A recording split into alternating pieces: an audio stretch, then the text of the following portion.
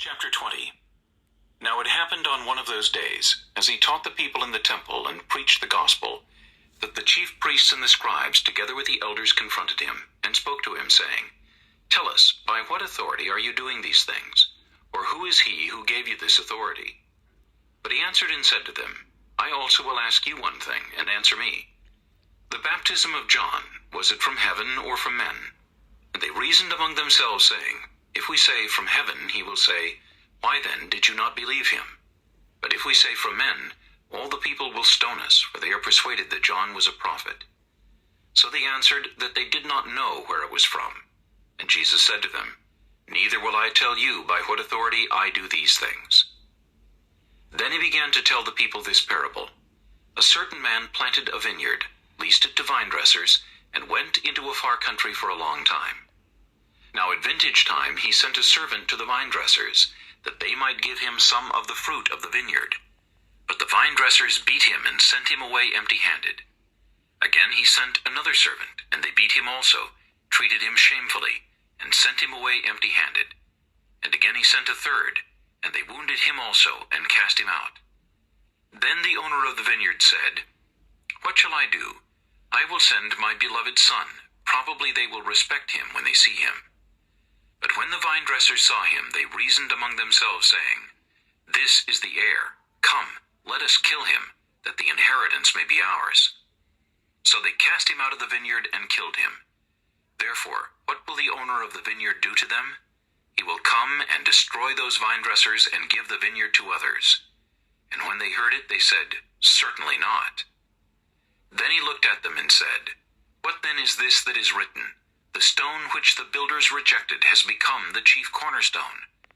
Whoever falls on that stone will be broken, but on whomever it falls, it will grind him to powder." And the chief priests and the scribes that very hour sought to lay hands on him, but they feared the people, for they knew he had spoken this parable against them. So they watched him, and sent spies who pretended to be righteous, that they might seize on his words in order to deliver him to the power and the authority of the governor.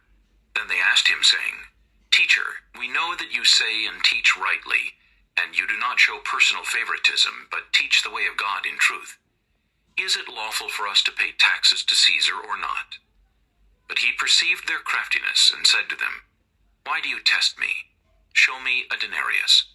Whose image and inscription does it have?" They answered and said, "Caesar's." And he said to them, "Render therefore to Caesar the things that are Caesar's, and to God the things that are God's." But they could not catch him in his words in the presence of the people. They marveled at his answer, and kept silent. Then some of the Sadducees, who deny that there is a resurrection, came to him and asked him, saying, "Teacher, Moses wrote to us that if a man's brother dies, having a wife, and he dies without children, his brother should take his wife and raise up offspring for his brother. Now there were 7 brothers, and the first took a wife, and died without children. And the second took her as wife, and he died childless. Then the third took her, and in like manner the 7 also, and they left no children and died. Last of all, the woman died also. Therefore, in the resurrection, whose wife does she become? For all 7 had her as wife." Jesus answered and said to them, "The sons of this age marry and are given in marriage. But those who are accounted worthy to attain that age and the resurrection from the dead neither marry nor are given in marriage, nor can they die any more, for they are equal to the angels and are sons of God, being sons of the resurrection. But even Moses showed in the burning bush passage that the dead are raised, when he called the Lord, the God of Abraham, the God of Isaac, and the God of Jacob. For he is not the God of the dead, but of the living, for all live to him." Then some of the scribes answered and said, "Teacher, you have spoken well." But after that they dared not question him any more. And he said to them, "How can they say that the Christ is the son of David?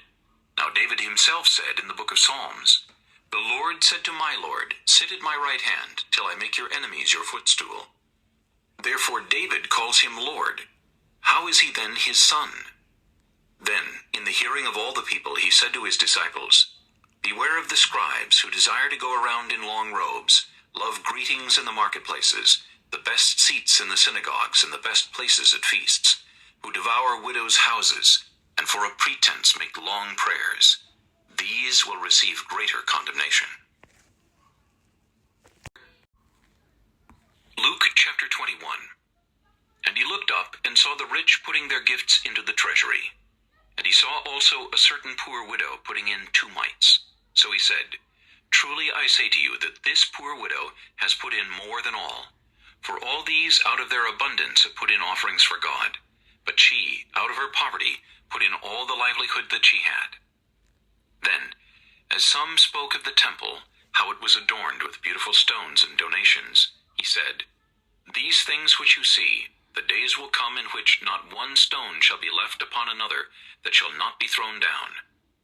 So they asked him, saying, Teacher, but when will these things be? And what sign will there be when these things are about to take place?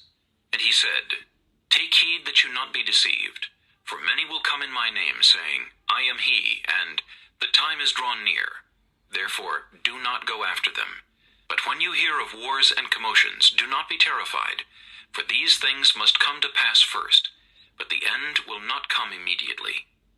Then he said to them, Nation will rise against nation, and kingdom against kingdom. And there will be great earthquakes in various places, and famines and pestilences, and there will be fearful sights and great signs from heaven. But before all these things they will lay their hands on you and persecute you, delivering you up to the synagogues and prisons. You will be brought before kings and rulers for my name's sake. But it will turn out for you as an occasion for testimony. Therefore settle it in your hearts not to meditate beforehand on what you will answer. For I will give you a mouth and wisdom, which all your adversaries will not be able to contradict or resist. You will be betrayed even by parents and brothers, relatives and friends, and they will put some of you to death. And you will be hated by all for my name's sake.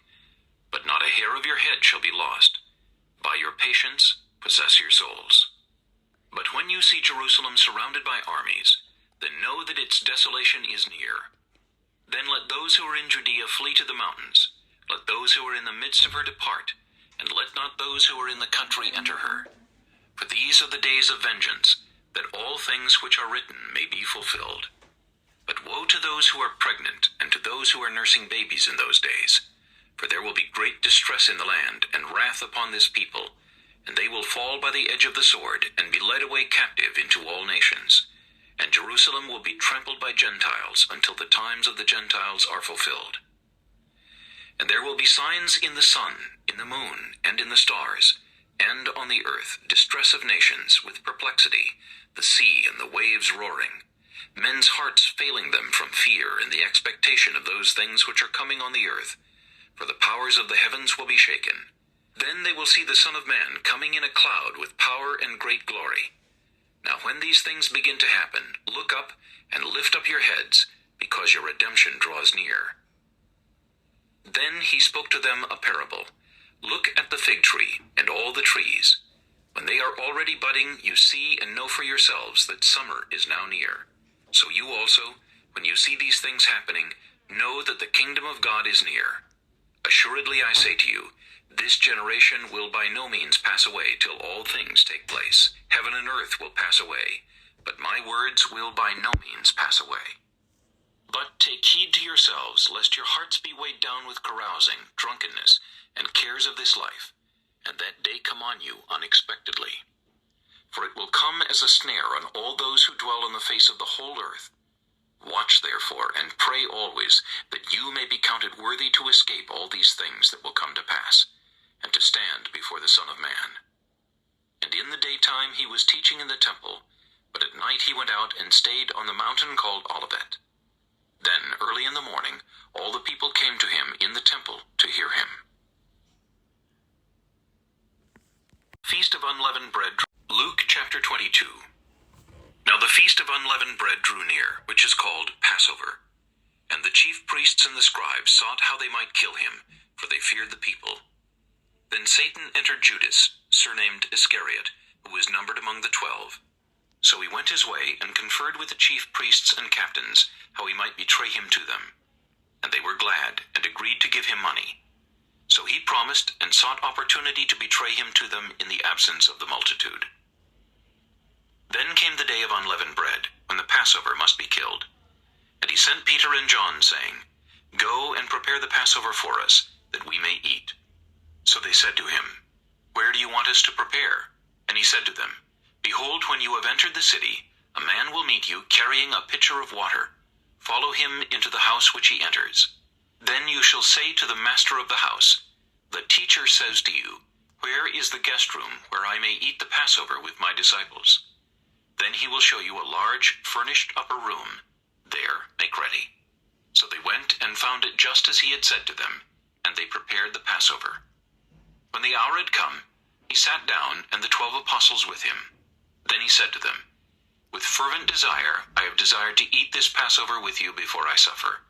For I say to you, I will no longer eat of it until it is fulfilled in the kingdom of God. Then he took the cup and gave thanks and said, Take this and divide it among yourselves. For I say to you, I will not drink of the fruit of the vine until the kingdom of God comes. And he took bread, gave thanks and broke it, and gave it to them, saying, This is my body which is given for you. Do this in remembrance of me. Likewise he also took the cup after supper, saying, This cup is the new covenant in my blood, which is shed for you. But behold, the hand of my betrayer is with me on the table. And truly the Son of Man goes as it has been determined. But woe to that man by whom he is betrayed.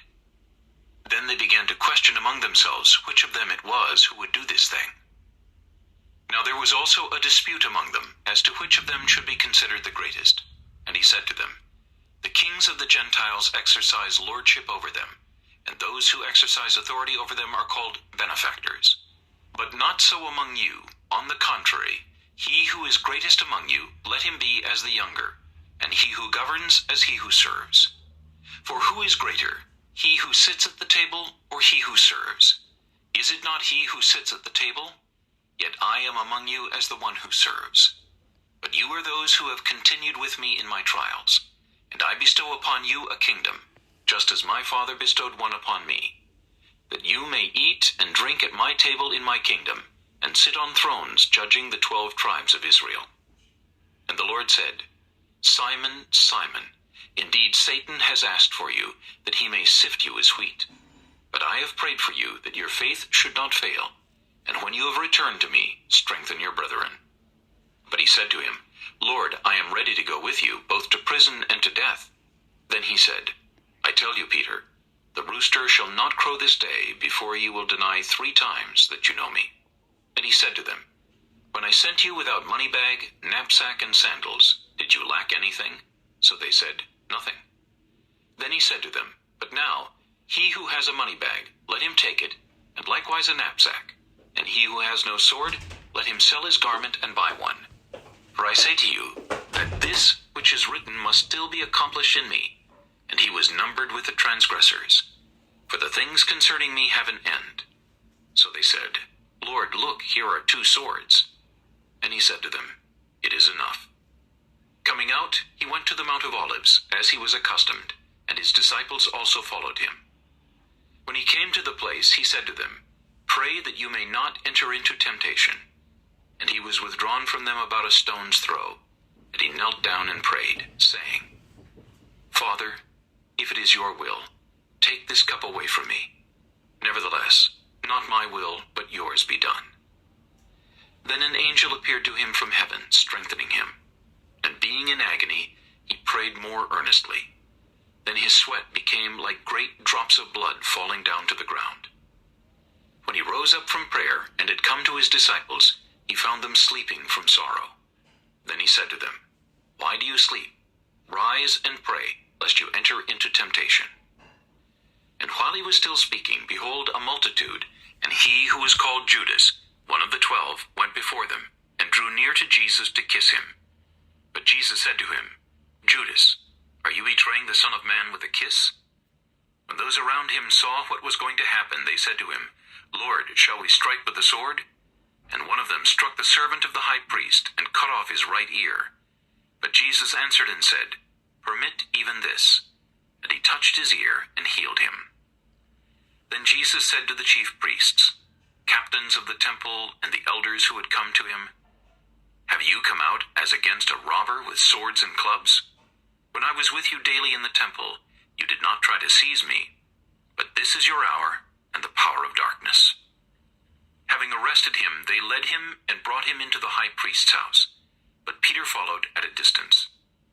Now when they had kindled a fire in the midst of the courtyard and sat down together, Peter sat among them. And a certain servant girl, seeing him as he sat by the fire, looked intently at him and said, "This man was also with him." But he denied him, saying, "Woman, I do not know him." And after a little while another saw him and said, "You also are of them." But Peter said, "Man, I am not." Then after about an hour had passed, another confidently affirmed, saying, "Surely this fellow also was with him, for he is a Galilean." But Peter said, "Man, I do not know what you are saying." Immediately, while he was still speaking, the rooster crowed. The Lord turned and looked at Peter. Then Peter remembered the word of the Lord, how he had said to him, "Before the rooster crows, you will deny me 3 times."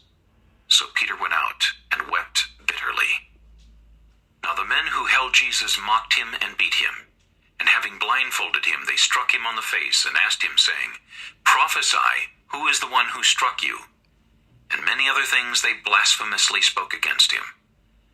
As soon as it was day, the elders of the people, both chief priests and scribes, came together and led him into their council, saying, "If you are the Christ, tell us."